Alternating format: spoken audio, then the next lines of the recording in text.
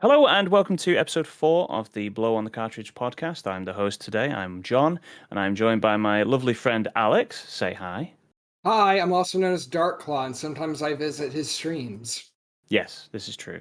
And usually this is where I introduce Sean, but unfortunately Sean is... Well, he had some problems with his computer and couldn't play the game we're supposed to be looking at today. So I needed to find a replacement. I couldn't find just a man, so I had to widen my search. And I came across more than a man, but a frog. My good friend and colleague from rpgamer.com, I present HerrFrog. Say hi, sir. Thank you for having me. Yes. Could you tell the fine folks just a little bit about yourself? Dear. So yeah, I'm one of the people at RP Gamer who is part of the stream team. We're streaming RPGs. Wow, talking is very hard, baby. Almost daily. You can catch me on a few of those days, but I will get into that later. I'm here to talk about games, baby. That's right. And today's game is Blood Omen Legacy of Kain. Now, if this is my pick, so I'm going to do a quick introduction for those of you who maybe don't know what this is all about. 1993, and Dennis Dyack created a company called Silicon Knights. Now, you might recognize the name Dennis Dyack. He infamously had a little bit of a legal battle with Epic over the Unreal 3 engine over the game Too Human. But before that, he created this company with the idea of making games for consoles. And one of the pitches that made it through was for Legacy of Kain, Blood Omen. And it's an action RPG set in the world of Nosgoth. And it's basically a Zelda clone. With an isometric point of view over the back of the head of the your eponymous character, Kain, as you go around as a vampire, basically killing everybody who's on screen at any moment, depending on how sort of how you want to go about it, let's say. You kill innocents, you kill bad guys, but who really cares about that? Everybody's a target, according to Kain, anyway. And it was a PlayStation 1 game in 1996, and later on came to the PC. I played this game when it was brand new for the PlayStation 1. I really enjoyed the voice acting that happened in it, and how sort of gory it was, how sort of like... I was, 1996, I would have been 13 at the time. I probably shouldn't have been playing this game, honestly. But... yeah, it was interesting to see like a game that wasn't all cutesy on a big boy console, and that attracted me to it. Alex, have you ever played this game before? I haven't, and I wish I never had. Excellent. Eric, save me. Well, I did play this game like almost 20 years ago, so I did play the PC version back then, and I even played the PC version like a week ago. Because it's on GOG, for those who want to torture themselves. Yeah, I remember it very fondly. Me too.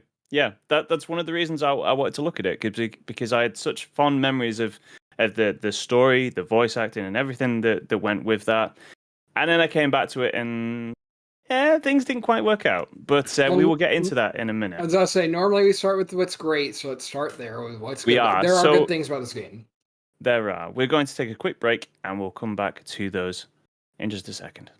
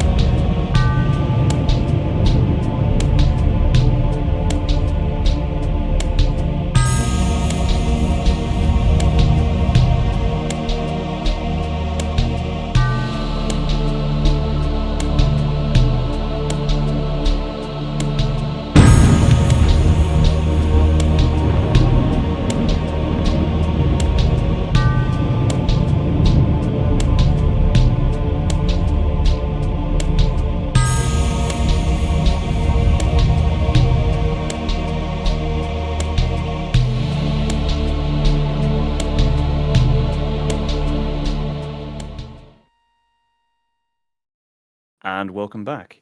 You are listening to the Blow on the Cartridge podcast. We are talking about Blood Omen, Legacy of Kain, and what we found positive in our experiences. Alex would like to go first, I understand. Yes, I would. So I'd actually like to begin by saying that I was 6 when this game came out, just to date John a little bit. Thank you. And I'd never heard. I'd heard of like the Legacy of Kain series, but I wasn't really familiar with like. I knew like the Soul Reaver games and stuff like that, but I never. I think I had heard something about like a top-down Legacy of Kain game, but I never really paid attention to it.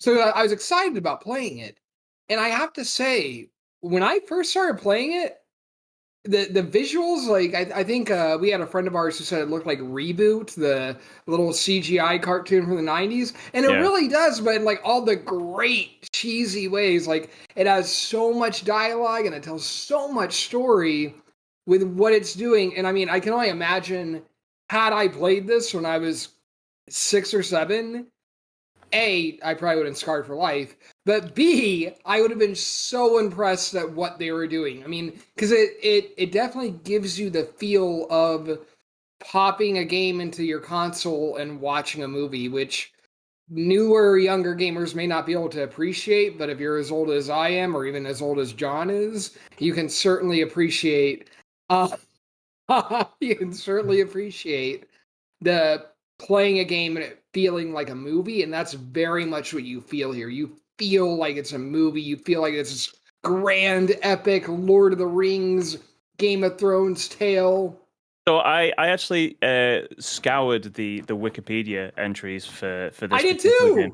Yeah, and did you see some of the influences they were going for? Oh, yeah. So let me throw out some names for you. Oh, they were looking to make this game on the same level as Shakespeare, Necroscope, and the Wheel of Time. Grand epic fantasy. That's definitely what they were going for. To say they were ambitious is maybe an understatement. And the other thing I'd like to say is they were producing this game for 3.5 years, which back in the PlayStation 1 era is a long time. Long time. Yeah. Indeed. But that's the main thing with it. It's very ambitious. If you look at the world building, it's really well done. It really is. Like you have the Pillars of Nosgoth. Those are they reflect the state of the world, how sick it is, and the pillars, they need to be protected. But when a guardian of the pillar gets corrupted, the pillar gets corrupted, and you as Kain, you try to do something about that because you don't want to be a vampire anymore. Well, yeah, you want release and release. I mean, just to do a quick run through of what happens at the beginning of the game, because it is only at the beginning of the game. Yeah. You play as Kain, and you immediately get killed, and you're in hell or somewhere close to that, and a necromancer called, is it Napraptor? I think that's what his name is. Mortanius is the. Is it Mortanius? Mortanius, the necromancer. Yeah, Napraptor is the first boss that you go to, who That's is right. absolutely insane. Yes, he is. And he offers you redemption and revenge as long as you come back and serve him as a vampire. And I mean, there's a line early on where he says, I hear screams in the distance, and I smile. Someone in this world is suffering more than I. I am. And there's lots of lines like that. Yeah. If you enjoy like that sort of ham acting stage sort of stuff where everyone's just sort of like saying grandiose things, this game is full of that, and it's really good at doing it too.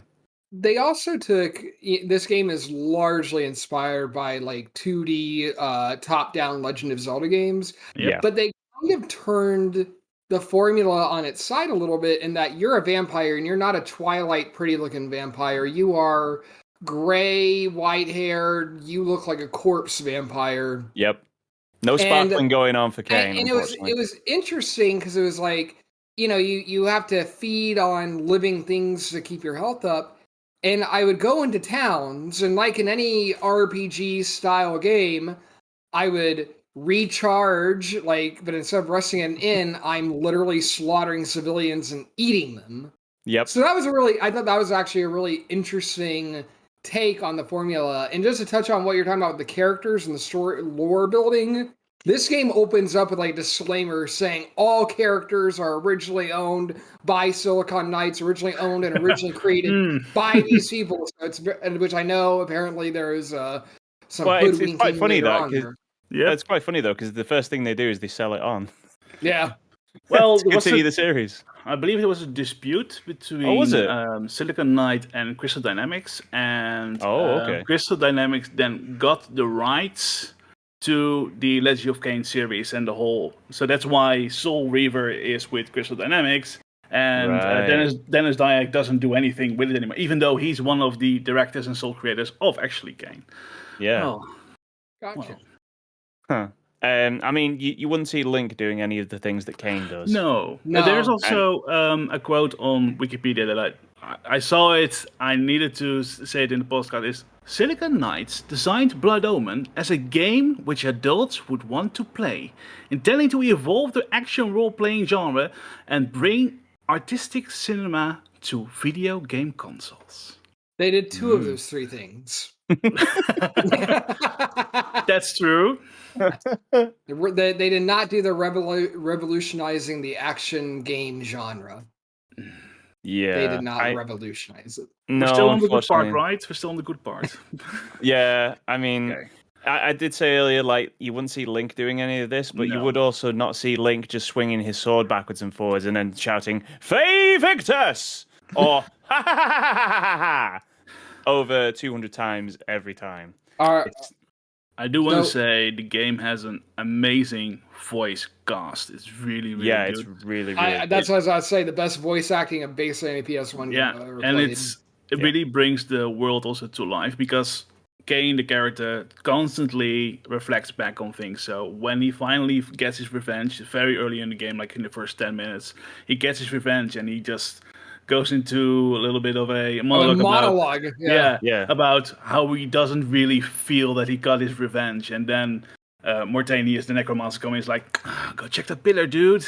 Go check the pillars. And then the story starts, and it's really, really cool. Music I also really like. I think my favorite track is the one in Nubraptor's Lair, where you have a little bit of a soundbite in that explains a little bit about Nubraptor, that he's just gone insane. He's shown shut his eyes and his mouth, and he doesn't want to do anything, but he's just fully damned, and that's really, really cool. Yeah, They- it I is really like- enjoyed it. Sorry, Alex, go on. I was going to say, they really took advantage of the hardware. They really took advantage of having the 700 megabytes of space they had on the CD because of all the dialogue. If you go into a menu and look at one of your items or look at a spell, there's not a description written out. Kain tells you what it does. Yeah. Or if you read a sign, or if you encounter a new enemy, he says what it is that you're encountering or what you're dealing with.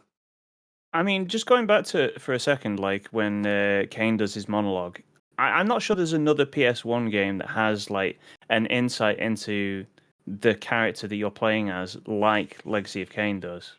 I don't think that I can think of another PS1 game that does it as well as Blood Omen does. It's not always voiced, but I would argue with how you can examine the environment in a lot of Resident Evil games, because it'll say what they're seeing, like you examine a car crash and like, I wonder how many people died in this car crash, or like what happened here when it's something that happened.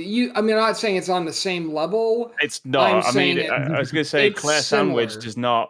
is not in the same ballpark as Kain. That's completely different, Jill. I would say- Jill Get Sandwich, sorry. I would say in the same ballpark, of course, Soul Reaver. That Raziel tracks. does absolutely. And the story itself of course, in Blood Omen, you do see things that come back into Soul Reaver. And as someone who really enjoys story, that's something like, oh, they're talking about the Saravan, the vampire killers in Soul Reaver. And you're like, oh, that's cool. Rich world. A very rich world. Guys, is there anything else we'd like to add to what we found positive? It's a with Blood shame Omen? that for all these good parts, that it's just surrounded by everything else. And we Yeah, forget so that, I mean, think. what I will say is that the fact that I remember this game at all, because apart from the things that we've already listed, it's a pretty unremarkable game. But the things that it does well, they really stand out, especially for the time that they came out at as well. I'm gonna butt in. The word unremarkable is doing a lot of work in that sentence. All right, maybe I'm being kind. I don't know. Yeah, that's a really kind way of it's unremarkable. There are a lot of unremarkable games I've played. This is not unremarkable. This is very remarkable, in fact. So the game came out in 1996, right? Yes. Yes. The same year as Super Mario 64, Quake, Yep. Resident Evil, Tomb Raider 1, Duke Nukem 3D, first Pokemon Red and Blue, Red Alert. Go on. So, yeah, that's it's tough competition, but yeah, It is.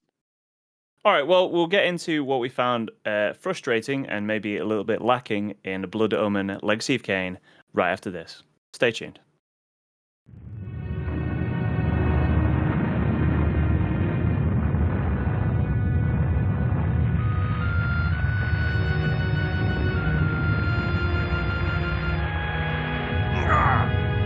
They, victors, suffering to the conquered. Ironic that now I was the one suffering. Not anything as pedestrian as physical pain, rather the cruel jab of impotent anger. The hunger for revenge. I didn't care if I was in heaven or hell. All I wanted was to kill my assassins. Sometimes you get what you wish for. The necromancer Mortanius offered me a chance for vengeance, and like a fool, I jumped at his offer without considering the cost.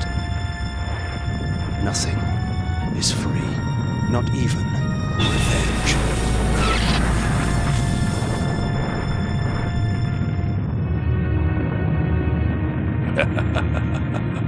You will have the blood you hunger for.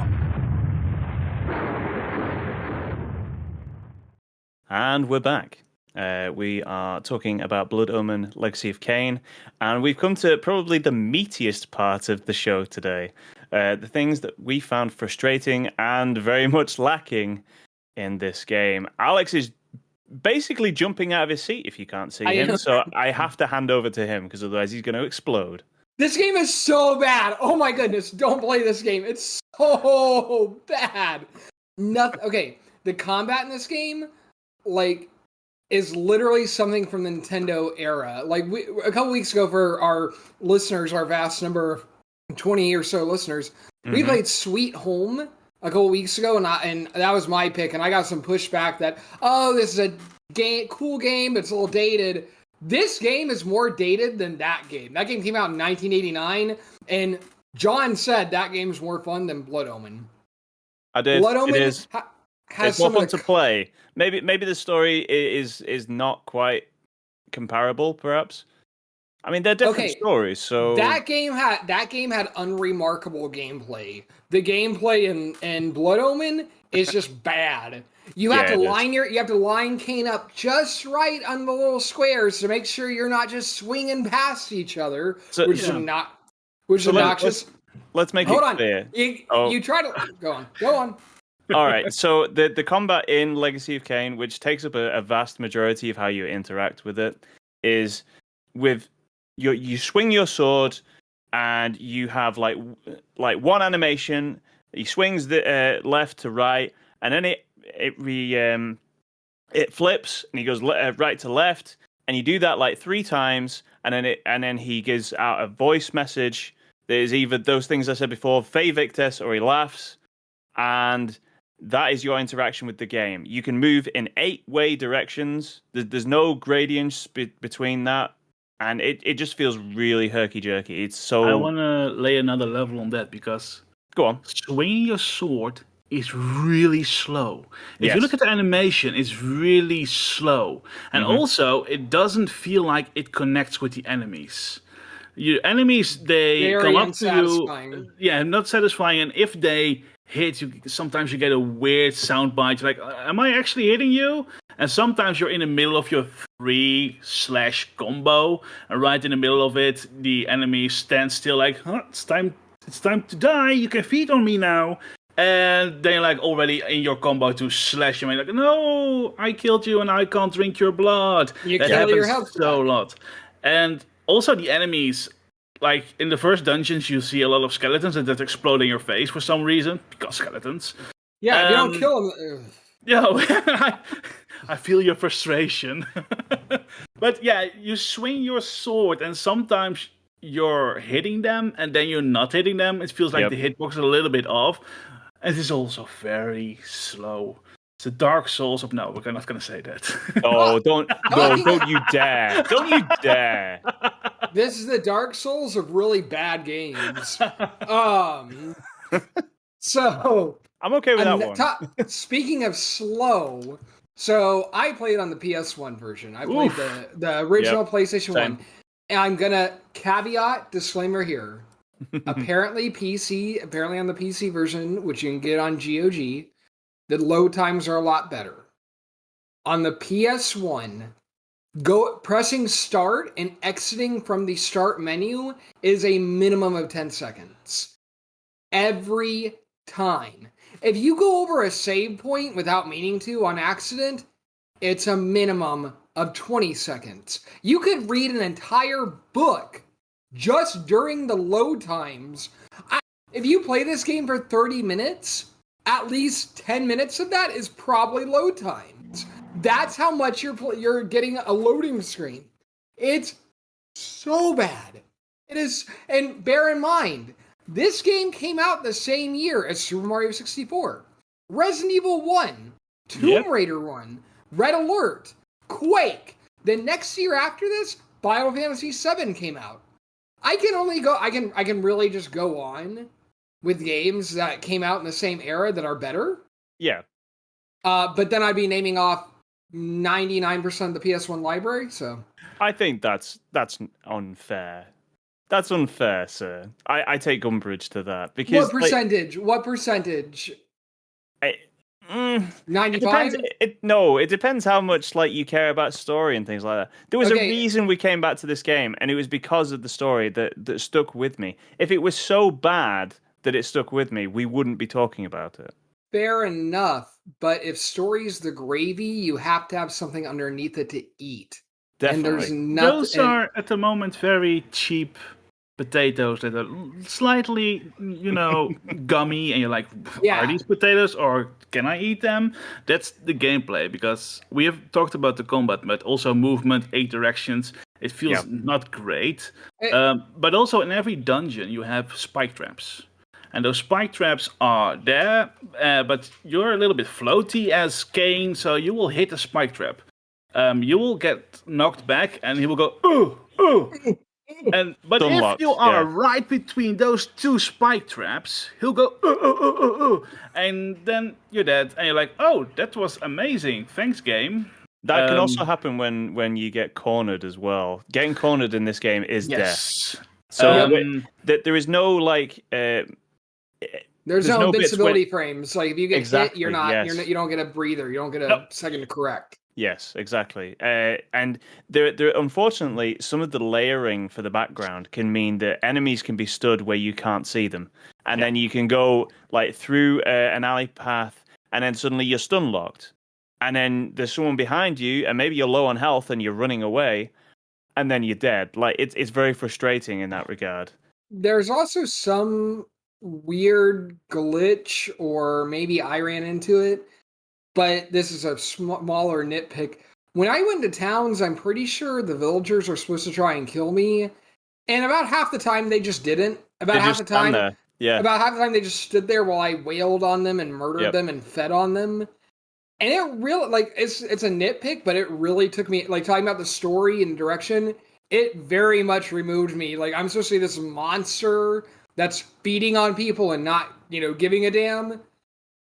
And it did not feel that way when I can just go into any town and feed on villagers with no consequences. So, Alex, when did you drop the game? At which point did you say, well, I'm done? I got to the dungeon with the first boss in it. I was following a guide, and then I quit because... Have you seen the boss battle? No. Okay. Oh, it's pretty easy. I just want to jump straight... just one last second there, Eric. I just want to say... The thing that's worst about that particular point that Alex is saying, where you can go to a village and sometimes it's bad and people will ignore you completely, which doesn't seem Right. to what the game should be going for. It's the inconsistency of it. Like, sometimes you'll go to a particular place and they'll act accordingly, but you'll go somewhere else and they just ignore you. No, nothing. Yeah, it's the inconsistency of that really damns it, really. To continue with the Zelda correlation. Well, hang on, Eric had something. Oh, to sorry, say, so. I'm my bad. Oh no, I'm now looking at the footage on stream about with the loading times, and I'm just a little bit flabbergasted by how much They're many real loading. bad. Yeah, so I played PC even 20 years ago, and that was absolutely not an issue there. But then again, the PC version came out a year later, and it was optimized. So I never experienced the glories of the PS1 version. It wasn't glorious, but it was something. Yep. Well, another clunky thing, and I'll give some credence to the idea that this is of the age, and there was a lot of experimentation going on in the 5th generation of consoles, N64 PS1 generation.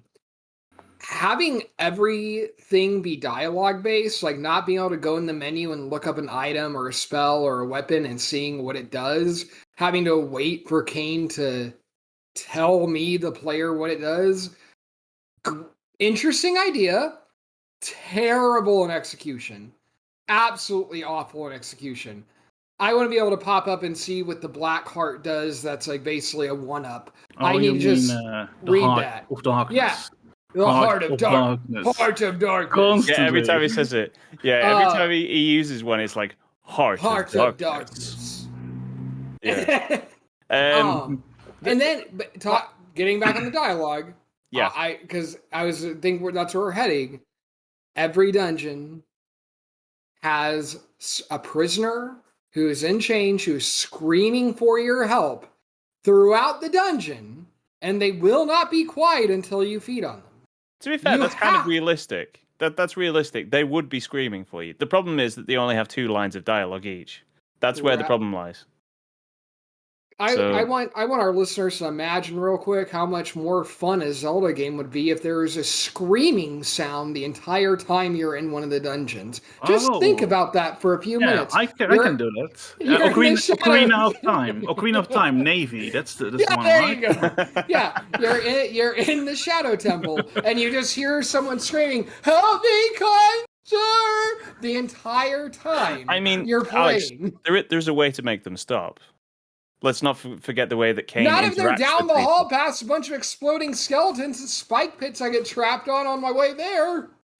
The phrase and the tagline of this particular show seems to be "get good," perhaps. But going so back it is a Dark Souls game. Yay! No, come on, damn it! Rallying against myself. No, what I do want to say is though, one of the things that kind of frustrates me though is that, as Alex was saying, everything is dialogue based. The fact that they haven't seemed to figure out how automatic cues work in this game, and that everything is a little triangle on the floor that you have to walk over. So for those who haven't played the game, every time that you see like a red triangle on the floor, which apparently only Kain can see, if you walk over it, it makes the next line of dialogue happen. And the next explanation. And when you walk over to one in front of a pole that has like a signpost on it, it tells you something about the place. Now, the problem with this is, because of the loading times in the PS1 version, you can very easily walk over it and accidentally just completely cut it off in the middle of it telling you the next bit of dialogue, which is the bit you want to hear. You want to hear the story because that's the good bit of the game. But it's so easy to cut it out. If you go onto if he hasn't finished talking and you go onto another screen by accident, it will cut off and that'll be it. So the strong story can be completely dashed to pieces by like these very easily these things that could be very easily fixed. And in other games they are, and it's kind of a mess, to be honest. I mean, they took 3.5 years to figure this out. Like, geez, I mean. How long would it have taken them to figure out auto queuing for dialogues? Inexcusable. I do want to say that without games like this that did so much wrong, we wouldn't have the games that did so much better. I'm sincere when I say that. Yeah. That this was an experiment. The leap from Super Nintendo to Genesis to PS1 and N64 was a big leap. That was a big jump in technology and game development. So you did have a lot of clunkiness, a lot of experimentation, a lot of games didn't age well. This is a particular example of a game that aged particularly badly. Yeah. It aged, as HerrFrog said, or Eric said, as fine wine in the freezer. I believe that was what he phrased it, and I think that's accurate. True. All right. Well, is there anything else that anyone wants to air their grievances about before we move on? Oh, I'm sure I have something. I think my biggest grievance is that they took advantage of having a full motion video to fast travel, but they didn't account for how long it takes to load up that full motion video every time you want to fast travel somewhere. And when it takes me less time to walk to that place than it does for me to do the load time to fast travel, it's too long. The more I hear about this, the happier I am with playing the PC version. Yeah, Absolutely. you should be. Because the fast travel is the bad form, right? When you go back to the pillars and those kind of things. Yep. Yeah. If anyone here is remotely interested in trying this game based on the talking about the lore and the interesting world building they did, play the PC version. It's like $5 on GOG. Play that version. Yeah. Don't go anywhere near the PS1 version. It is not worth it, I promise you. And there are also quite a few mods, so you can also make sure that you can play with your controller instead of having to play with your keyboard and those kind of things. That's a great point. I didn't even know about that. That's fantastic. You have to play with keyboard normally? The original version was with keyboard. Yeah, absolutely. Wow. I played it on keyboard and finished it on keyboard. Can you imagine the clunky gameplay, swinging your sword with your keyboard and trying to move around? Yeah, that was... It was 1996. It was a different time. I was just going to say, I mean, everyone played Duke Nukem on their keyboard, and that's the same with the original Doom. Yeah. Okay, well, it's obviously a casualty of its time. And on that note, I think we'll go into a quick break and we'll come back discussing how we could have done better, perhaps, with Blood Omen Legacy of Kain.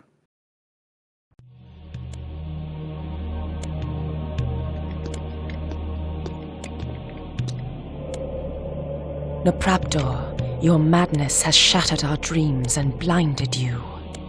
Keep your distance, or I'll send you back to hell, spirit! There is nothing left of me to fear, vampire. I'm only a shadow of my former self, Ari, the balance of the Circle of Nine. Even so, I can provide the answers you seek. I seek only a cure. There is no cure for death, only release. You must destroy the sorcery that is now poisoning Nosgoth. Only then will you realize peace. The 9 of the Protectors of Hope were sworn to use their powers to preserve our world. Now these pillars have been corrupted by a traitor. My murder at the hands of this beast drove my love Napraptor mad. Now he spreads misery and pain among the Circle, crumbling the very foundation of Nosgoth. You must restore balance. You must right the pillars of Nosgoth. I care not for the fate of this world. Then for yourself, Kain. Beware the unspoken.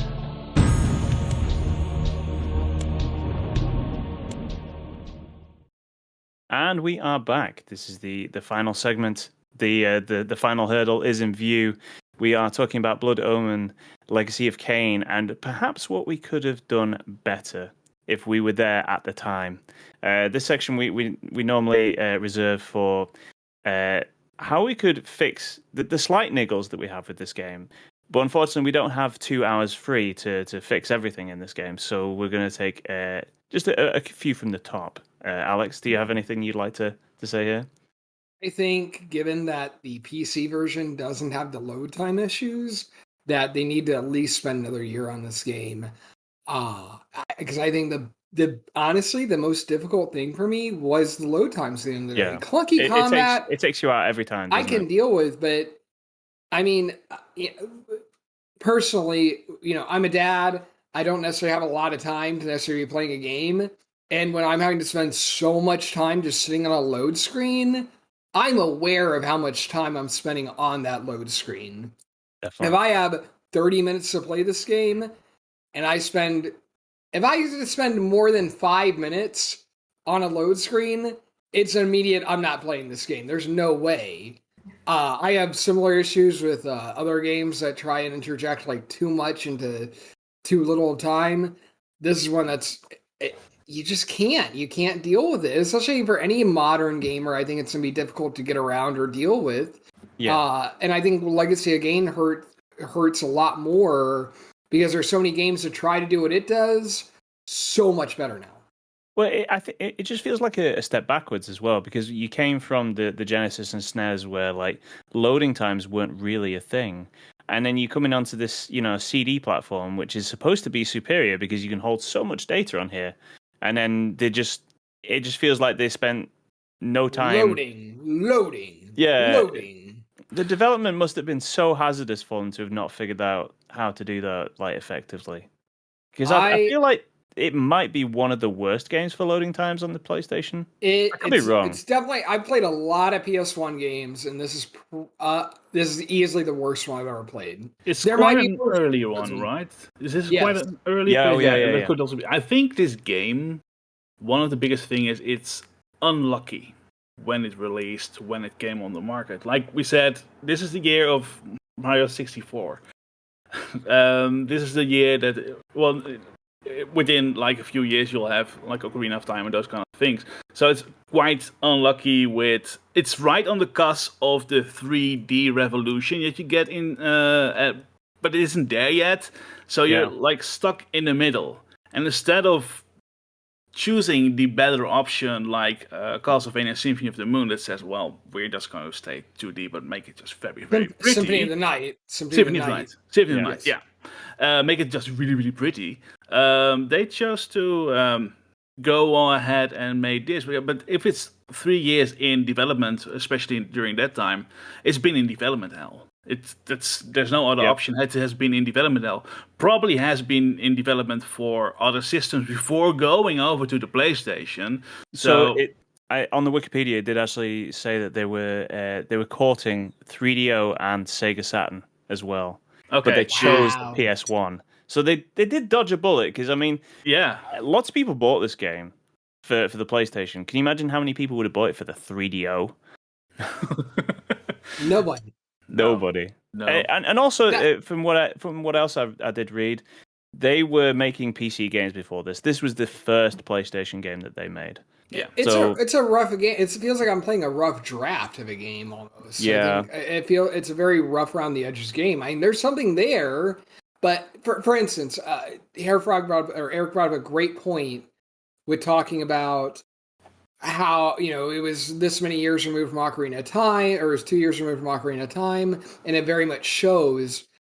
There are people who play Final Fantasy VII have problems with the graphics now. If you have a problem with Final Fantasy VII, the game outside the CGI cutscenes is basically a Sega game. Like, it's not pretty, really. It's not a gorgeous looking game. It's somewhat interesting. The colors and art style is kind of unique, but in that aspect, it doesn't do anything better. So I think I would have maybe lost a CGI cutscene or two and up-res some of the backgrounds and character sprites. Because that's where I am most of the time. The CGI cutscenes are great, but nowadays I can watch all those on YouTube. Are you still talking about Final Fantasy VII or Legacy of Kain here? Legacy of Kain, I'm sorry. Legacy of Kain. Right, okay. I was confused.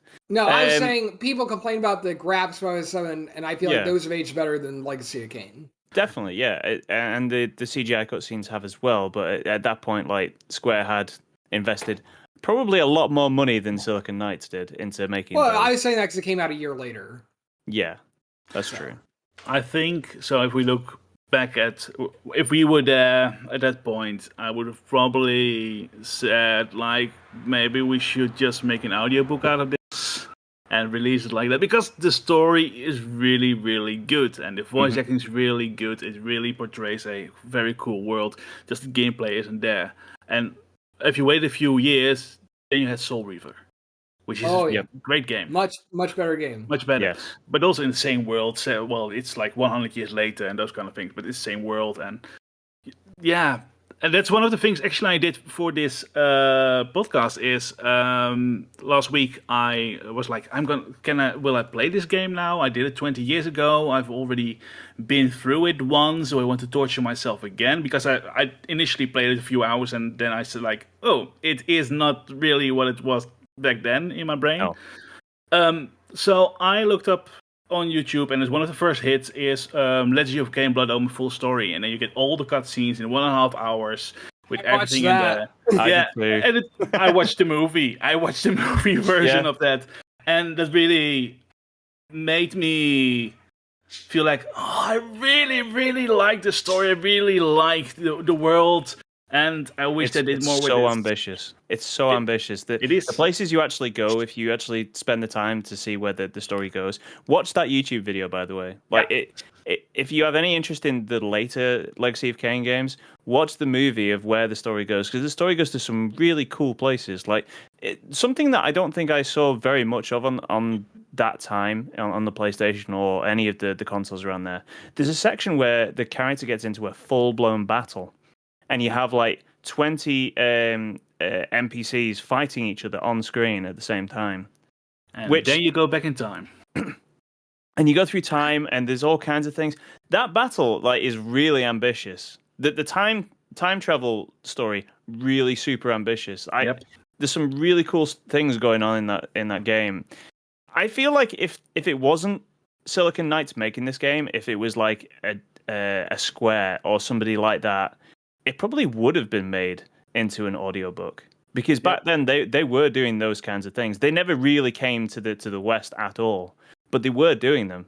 I mean, there were definitely audiobooks for things like Final Fantasy side stories and things like that never made it over here. Radical Dreamer for the Super Nintendo. Yeah, that was one of them. Yeah. That stuff was definitely happening. It just never made it over here because there wasn't really an audience for it, or a perceivable audience for it. In 1996, for Christmas that year, I got a Game Boy, Pokemon Red, and a Link to the Past. Wow. Or not a Link to the Past, Link's Awakening. Sorry, Link's Awakening for the Still, Game Boy. wow. Link's Awakening is also good. And Link's Awakening, basically the same genre as this game, 100 times better. I would rather play that game so many more times, even on the pea soup green background of the Game Boy, because this game is just You're right. It's ambitious and it has so much story to tell, and it really does engage you, but it's held back by everything else. Yeah, it is. And there's no getting around it, really. So coming back around to making like slight changes or big changes, perhaps, that could maybe make this game better. Load times, up-res backgrounds. I mean, there's a time that might be just a time and place thing. Like maybe those backgrounds were the best they could do. They have a certain like Baldur's Gate feel about them. I don't know if anyone else feels that. Or Dink Smallwood. Sorry, that's a little bit. I mean, I feel like maybe they were going for that, but they didn't quite hit it. One of the things I feel like could really improve the game and the way that the game feels. The obvious one is hitboxes, because we did discuss that earlier, and they are very frustrating because they feel like you should be hitting this person and you're not. But having some just like a 3-hit combo, an actual 3-hit combo that isn't just like side to side swipes, like horizontal swipes. 2 horizontal swipes and a vertical swipe, and I'm good, thank you. Like, there are so many SNES games that did exactly that, and I was okay with it. It got a bit boring at some point, but you had like other equipment and stuff to do that, to take your mind off that. But Legacy of Kain doesn't have that, and it places so much of the game onto just that main weapon attack, that you're kind of forced to, for the most part, to use the main weapon, which is just left to right, like attacks, and that's all boring. It is. It's super off-putting. I think you get the mace a little bit further along. When you do, but mace, you can hit them, and then you can slurp their blood right away because they're stunned. Yeah. But the problem is you're locked into your combo, so you'll Mhm. mostly kill them. Then you get your Soul Reaver, and when you have the Soul Reaver, almost everything that you touch explodes. Yeah. So, There's a flame sword, I think, but that Yeah. just turns things to ash. So Okay, none of these options sound better than the original weapon, and the Nope. original weapon was so Nope. bad. yeah, exactly. So some more time taken to making like interesting mechanics based It on feels like this weapons. game wasn't play tested. It- It feels like this game could have really benefited from hiring a 13-year, well, not that's too young, hiring a 17-year-old kid to come into the office and play it for a few hours Yeah. and just tell them everything they hate about it. It does make you wonder what happened in there because they were making this game for 3.5 years. At some point, they basically had to just go, well, we have to shove it out the door now. We've spent so much money on this. Like, I can guess. So I am no way a game creator. I've made some horrible game mods that Woodhouse has suffered through. yes, It's very easy to get tunnel vision, and B, I think the people who made this game were so invested in the story they were telling. It feels like they left the gameplay for last. And Yeah, I possibly. think the way to make the gameplay better is honestly to just take it out. You're trying to tell too big a story, Yeah. too grand scale a story to have gameplay muddying it up. Basically, I feel like almost any gameplay you have is going to slow the game down. So I what would you think- replace it with?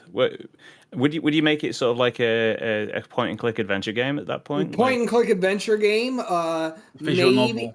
visual novel. Yeah, maybe you could maybe do like a very very linear turn-based RPG.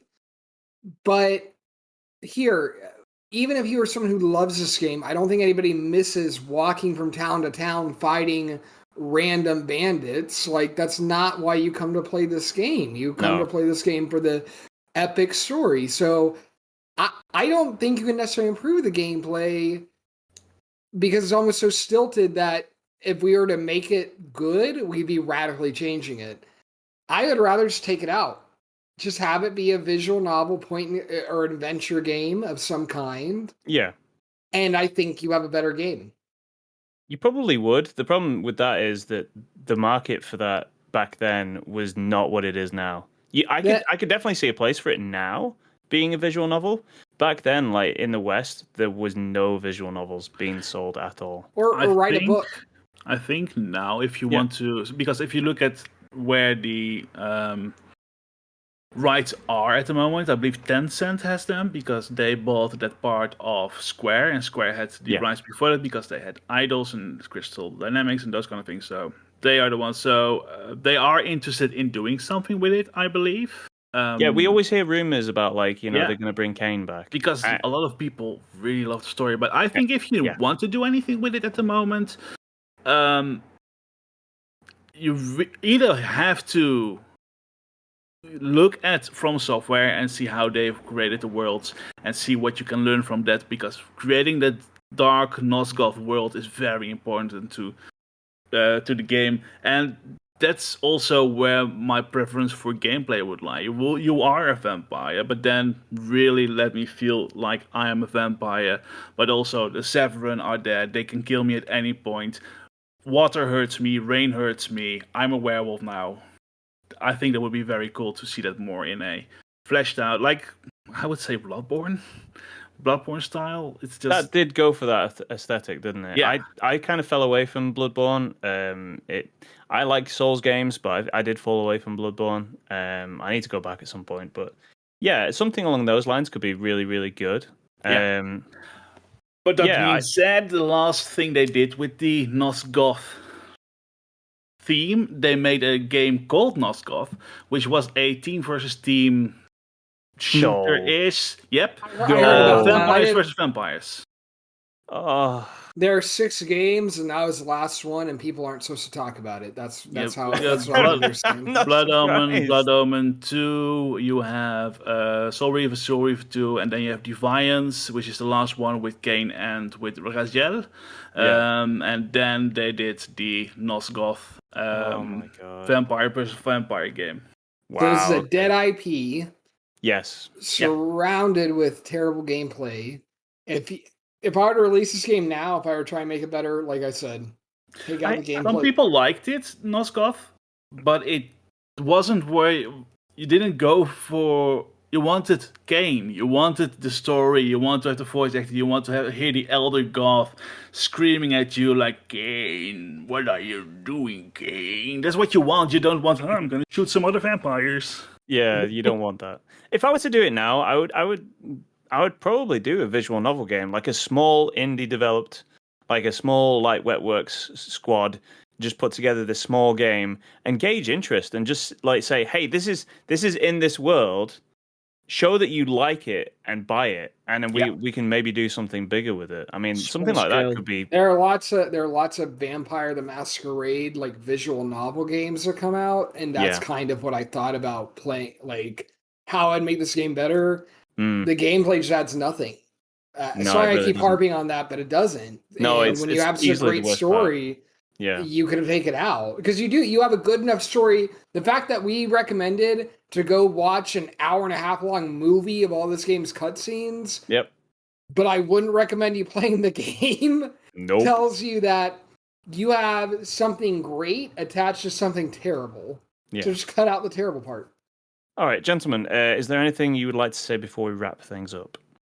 I am awesome and wonderful. Obviously, Alex did nothing. Eric, is there anything you would like to add before we wrap up? One thing before we wrap up, I think we should really take a step back and think about that one enemy that we found during our travels, which was called a gypsy, but it was a man with a knife, and when he threw the knife, it sounded like he was firing a rocket.